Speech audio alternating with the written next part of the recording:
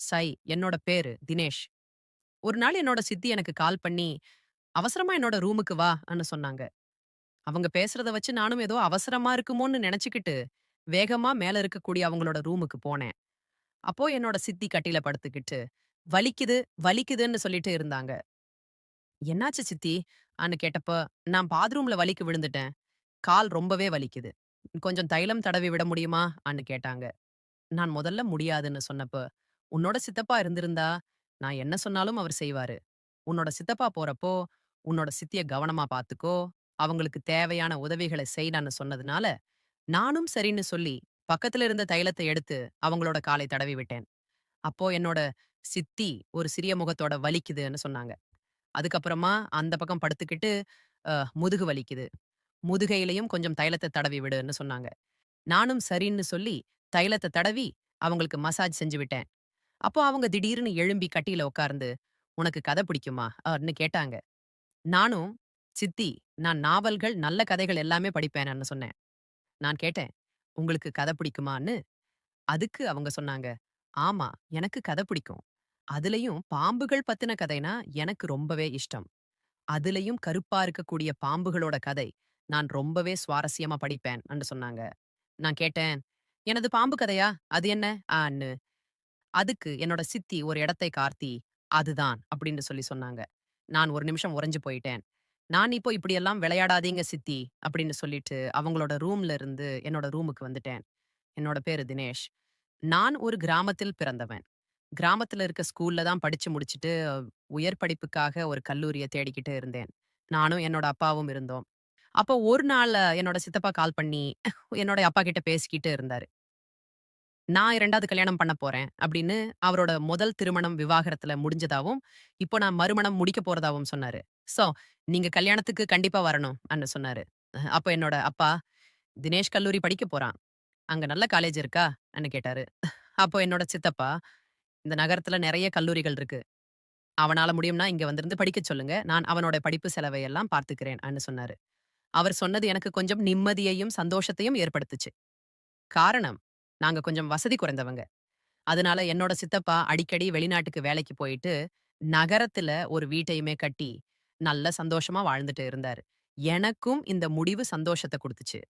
உடனே அடுத்த வாரத்துல முதல் நாள் காலையில, என்னோட அப்பா சித்தப்பாவோட நகரத்துக்கு போறதற்காக பஸ் ஏத்தி என்ன அனுப்பி வச்சாரு.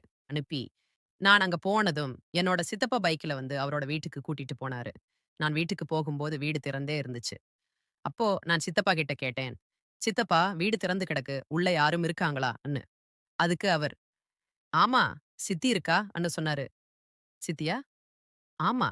நீங்க யாரும் ஏன் என்னோட கல்யாணத்துக்கு வரல? நான் இன்னைக்கு தான் ஃபோன் பண்ணி உங்களுக்கு சொன்னேனே!"ன்னு சொன்னாரு.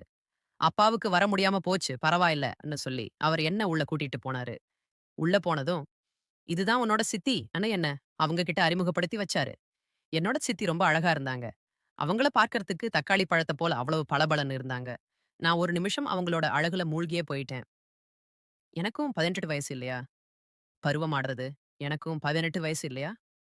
இந்த பருவத்துல அழகான பெண்கள பார்க்கும் பொழுது, ஒரு நிமிஷம் யாருமே மெய் மறந்து போயிடுவாங்க. நானும் என்னோட சித்திக்கிட்ட வணக்கம்ன்னு சொல்லிட்டு, நான் தினேஷ்ன்னு சொல்லி என்னோட பேர சொல்லி அறிமுகப்படுத்திக்கிட்டேன். அப்போ அவங்க நான் தான் குமுதான்னு சொல்லி அவங்கள அறிமுகப்படுத்திட்டாங்க. அதுக்கப்புறம் என்னோட சித்தப்பா அன்னைக்கு ஈவினிங் என்ன கூப்பிட்டு, "தினேஷ், நாளைக்கு காலையில நான் சவுதி அரேபியாவுக்கு வேலைக்கு போறேன். நீயும் சித்தியும் தான் இந்த வீட்ல இருப்பீங்க. சித்தி தனியா இருப்பா" அப்படிங்கிறதுக்காக நான் உன்ன கூப்பிட்டேன். இந்த டவுன்ல நெறைய காலேஜ் இருக்கு. கல்லூரியில உள்ள எல்லா ஃபோன் நம்பரையும் எடுத்து வச்சிருக்கேன். உன்னோட சித்தி உனக்கு நல்ல காலேஜ் பார்த்து உன்ன சேர்த்து விடுவா. நீ ஒண்ணும் நெனச்சிராத. உன் செலவுக்கு எல்லாத்துக்கும் நான் பார்த்துக்கிறேன்னு சொல்லி, அன்னைக்கு நைட் உணவு சாப்பிட்டதுக்கு அப்புறமா நாங்க எல்லாருமே தூங்க போயிட்டோம். என்ன ஒண்ணும் நெனச்சிராத. உன்னோட செலவுக்கு எல்லாத்துக்குமே நான் பார்த்துக்கிறேன் அப்படின்னு சொல்லி, அன்னைக்கு நைட் நாங்க 3 பேரும் ஒண்ணா உட்கார்ந்து சாப்பிட்டு முடிச்சுட்டு தூங்க போனோம். அந்த வீட்ல எனக்கு ஒரு ரூம் குடுத்திருந்தாங்க. நல்ல வசதியான ரூம். நான் என்னோட புத்தகங்களையும், ஊர்ல இருந்து கொண்டு வந்த என்னோட தின்பண்டங்களையும் அங்க அடுக்கி வச்சுட்டு படுத்திருந்தேன். நைட் ஒரு 2 மணி இருக்கும். அப்போ சித்தப்பாவோட ரூம்ல சித்திக்கும், சித்தப்பாவுக்கும் சின்ன சண்டை. நான் மேல போயிட்டு, "என்ன சித்தப்பா?"ன்னு கேட்டப்போ, "ஒண்ணுமில்ல. நீ போய் தூங்குன்னு" சொல்லி என்னை அனுப்பி வச்சாரு. நானும் வந்து படுத்துட்டேன். நைட் ரொம்ப நேரம் நான் தூங்காமல், அன்னைக்கு கொஞ்சம் அசந்து தூங்கிட்டேன். காலையில ஒரு 10 மணி இருக்கும் எழுந்தேன். சித்தப்பாவ வீட்ல காணோம். நான் சித்தி கிட்ட போயிட்டு, "சித்தி, சித்தப்பா எங்கன்னு?" கேட்டேன். "உன்னோட சித்தப்பா காலையில 4 மணிக்கே போயிட்டாரு. நீ ரெடி ஆகு. நம்ம காலேஜுக்கு போயிட்டு சீட் இருக்கான்னு கேட்டுட்டு வருவோம்." அப்படின்னு சொன்னாங்க.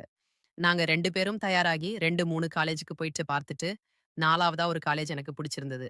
நல்ல வசதியும் இருந்ததுனால, சரி நான் இந்த காலேஜ்லயே படிக்கிறேன் அன்னு சொல்லி அந்த காலேஜ்லயே சேர்ந்துட்டேன்.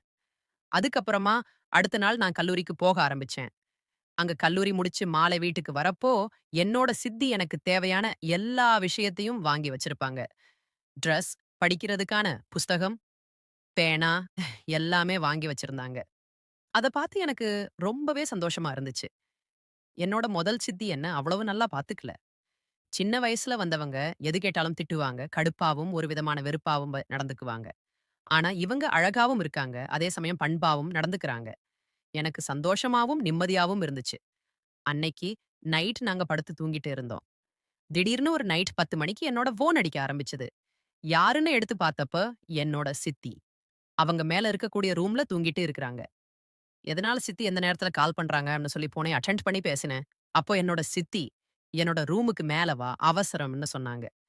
நான் அவங்க பேசுறதின் பதட்டத்த பார்த்துட்டு, என்ன பிரச்சனையோ தெரியலன்னு சொல்லி பதறி அடிச்சுக்கிட்டு, அவங்க ரூமுக்கு ஓடி போனேன். அப்ப சித்தி கட்டில்ல படுத்திருந்தாங்க.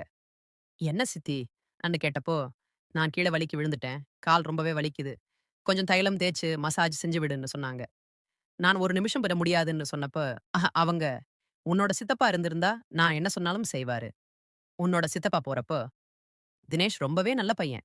நீ எது சொன்னாலும் அவன் செய்வான்னு சொல்லி என்கிட்ட சொன்னாரு. ஆனா, அவர் என்கிட்ட சொன்னதெல்லாம் பொய், நெனைக்கிறேன்." அப்படின்னு சொன்னாங்க.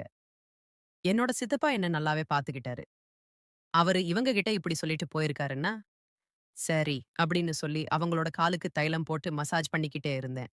அப்போ என்னோட சித்தி மறுபுறம் திரும்பி படுத்துக்கிட்டு, "முதுகும் வலிக்குது, முதுகையும் கொஞ்சம் மசாஜ் செஞ்சு விடுன்னு" சொன்னாங்க. நான் அதை கேட்டு முதல் தடவ தயங்கினேன். அதுக்கப்புறமா சரின்னு என்னோட மனசுல நெனச்சுக்கிட்டு, அவங்களோட முதுகுக்கு மசாஜ் செய்ய ஆரம்பிச்சேன்.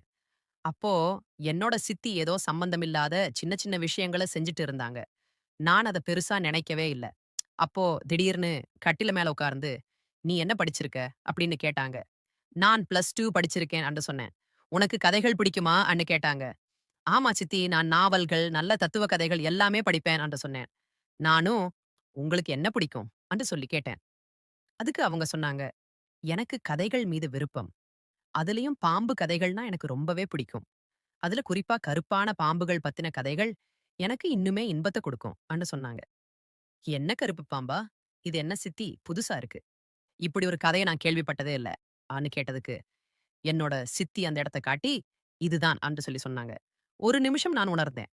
ஆனா என்னோட பேச்ச கேட்காம, என்னோட கண்டிஷன் இல்லாம, என்னோட அண்ணன் வானத்த எட்டி ஆரம்பிச்சான்.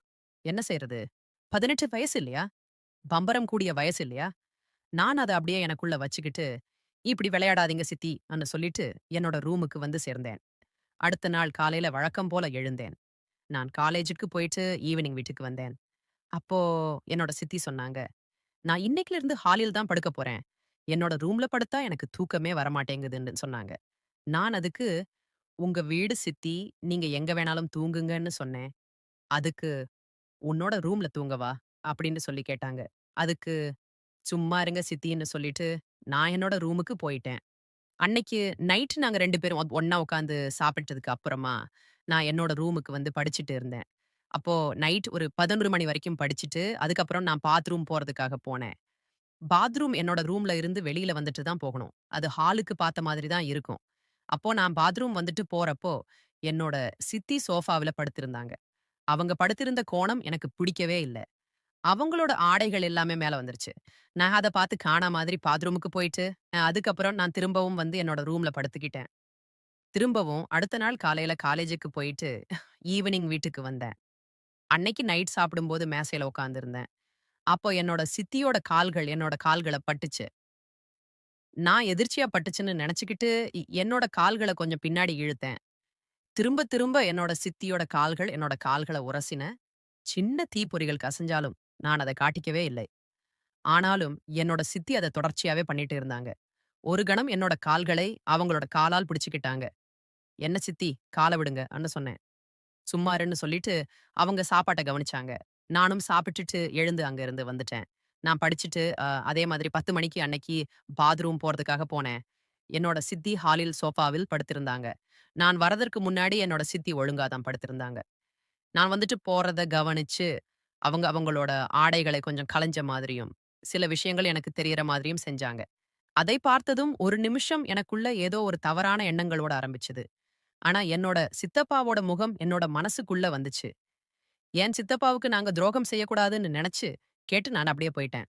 அடுத்த நாளும் அதே மாதிரி, நான் வேணும்னு பாத்ரூம் போறதுக்காக வெளிய வந்தேன். என்னோட சித்தி சோஃபாவுல தான் படுத்திருந்தாங்க. ஆனா நான் ரெஸ்ட் ரூம் போறது மாதிரி, வெளிய வந்து, அங்க போகாம அவங்க என்ன செய்றாங்கன்னு பாத்துக்கிட்டே இருந்தேன். அப்போ என்னோட சித்தி திடீர்னு எழும்பி, அவங்களோட உடைகள அங்க இங்குமா கலச்சிட்டு படுத்துக்கிட்டாங்க.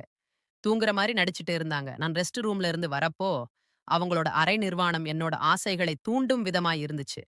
நான் ஒரு நிமிஷம் என்ன செய்றதுன்னு தெரியாமல் திகைச்சபடி, அவங்களோட அழகையே ரசிச்சுக்கிட்டு இருந்தேன்.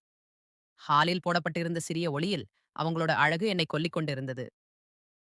அடுத்த நாள் காலையில எழுந்ததும், "ஏன் சித்தி நீங்க இப்படி செய்றீங்கன்னு?" கேட்டதற்கு, "என்ன செஞ்சேன்?" ன்னு கேட்டாங்க. "ஒண்ணும் இல்ல"ன்னு சொல்லிவிட்டேன். அவங்க சமையலறை பக்கமா போயிட்டாங்க. நானும் அது ஏதோ தற்செயலா நடந்துச்சுன்னு நெனச்சுக்கிட்டு, நான் வெளிய போயிட்டேன். அதே போல ஒரு நாள், ஹாலில் அவங்களும், நான் ரூம்லயும் படுத்து தூங்கிட்டு இருந்தோம். விடிய காலையில் 4 மணி போல திடீர்னு கனமழை பெய்ய ஆரம்பிச்சது. இடியோட மின்னலும் இருந்ததுனால, என்னோட சித்தி பயந்த மாதிரி என்னோட ரூம் கதவ தட்டுனாங்க. "தினேஷ், எனக்கு பயமா இருக்கு. நான் உன் ரூம்ல படுத்துக்க வரட்டா? இடி, மின்னல்னா எனக்கு பயம்ன்னு" சொன்னாங்க. நானும், "சரி வாங்கன்னு" சொல்லி நான் மேசையில பக்கத்துல உட்கார்ந்துக்கிட்டேன். என்னோட சித்தி, "வா, வந்து கட்டில்ல படுத்துக்கோ. மழை அதிகமா பயமா இருக்குன்னு" சொன்னாங்க. நானும் தயக்கத்தோட வந்து படுத்தேன். அப்போ என்ன செய்றதுன்னு எனக்கு புரியல. நான் படுத்திருந்தப்போ எனக்கு தூக்கமே வரல. நான் ஏதோ தடுமாற்றமா இருந்தாலும், என்னோட அழகிய சித்திய ரசிச்சுக்கிட்டே இருந்தேன். அதனால, என்னோட பக்கத்துல அவங்க படுத்திருந்ததுனால, எனக்கு தூக்கமே வரல. திடீர்னு ஒரு கை என்னோட நெஞ்ச தொட்டுச்சு. ஒரு நிமிஷம் நான் பதறி போயிட்டேன். இருந்தாலும், என்னோட கண்கள நான் திறக்கவே இல்ல. காரணம், நான் விழித்திருக்கிறது என்னோட சித்தி தெரிஞ்சுகிட்டா, ஏதாவது தேவையில்லாமல் பேசுவாங்க. அப்படின்னு என்னோட கண்கள இறுக்கமா மூடிக்கிட்டேன். என்னோட சித்தி நான் தூங்கிட்டதா நெனச்சு, என்னோட உடல தடவிக்கிட்டு இருந்தப்ப, அவங்க வாயிலிருந்து வந்த அந்த குளிர்ந்த வார்த்தைகள், சிறு வயசிலேயே எவ்வளவு கட்டுக்கோப்பான உடல்னு சொல்லி, அவங்க என்னோட உடல முழுமையா அவங்க கைகளால் தடவிக்கிட்டே இருந்தாங்க. அந்த நேரத்துல என்னோட அண்ணனை எப்பவும் போல, என்னோட பேச்ச கேட்காம சொல்லவா வேணும்? வானத்தை எட்டிப் பார்த்தபடி சிரிச்சான். என்னை கட்டுப்படுத்திக் கொள்ள முடியாமல், அத தவிர்க்கவும் முடியாமல், நான் அமைதியா அப்படியே இருந்தேன். என்னோட சித்தி திடீர்னு என்னோட ஆடைகளுக்கு மேல் கை வைக்க ஆரம்பிச்சாங்க. என்னால ஒண்ணுமே செய்ய முடியல. அப்போ என்னோட சித்தி, இதுவரைக்கும் அவங்க மனசுல என்ன நெனச்சிருந்தாங்களோ, அந்த விஷயத்த அன்னைக்கு நடக்க வச்சுட்டாங்க. விடியற வரைக்கும் என்னோட சித்தி என்னோட ரூம்ல தான் தூங்கிட்டு இருந்தாங்க. எனக்கும் ஒரு விதமான சந்தோஷமா இருந்துச்சு. ஆனா, அத முழுசா அனுபவிக்க என்னால முடியல. அன்னைக்கு விடிஞ்சதும் நான் கொஞ்சம் லேட்டா தான் எழுந்தேன். என்னோட சித்தி நான் எழும்புறதுக்கு முன்னாடியே எழுந்து, நான் காலேஜ் போறதுக்காக என்னோட சாப்பாட்ட தயார் பண்ணிக்கிட்டு இருந்தாங்க. ஆனா, அன்னைக்கு நான் காலேஜுக்கு போகாம படுத்து ரூம்லயே இருந்தேன். காரணம், நான் விடியற வரைக்கும் அவ்வளவு உறக்கம் இல்லாம, எனக்கும் புது அனுபவம் அப்படிங்கிறதுனால, என்னோட உடல் ஏதோ போல ஒரு சோர்வாவே இருந்துச்சு. அப்ப என்னோட சித்தி அழகா குளிச்சுட்டு, சிறிய ஆடைகளை போட்டுக்கிட்டு, என்னோட பக்கத்துல வந்து, "தினேஷ் எழுந்துருன்னு" சொன்னாங்க. நான் முழிச்சு பார்க்கிறப்போ, என்னோட பக்கத்துல என்னோட சித்தி. அப்போ என்னோட சித்தி குளிச்சுட்டு, அழகான ஒரு